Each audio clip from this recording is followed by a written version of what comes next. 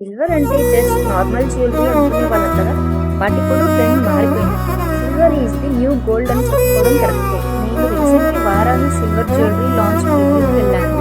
Honestly first look లోనే అర్థమైపోతుంది. ఇది నార్మల్ కాదు, pure luxury vibe. Celebrities, influencers, crowd full hype ఉండే అండ్ రీజన్ కూడా అదే. వరల్డ్ లో ఒక గ్రాండ్ బ్రైడల్ సెట్ తీసుకోవాలంటే లాక్స్ లో ఉంటుంది.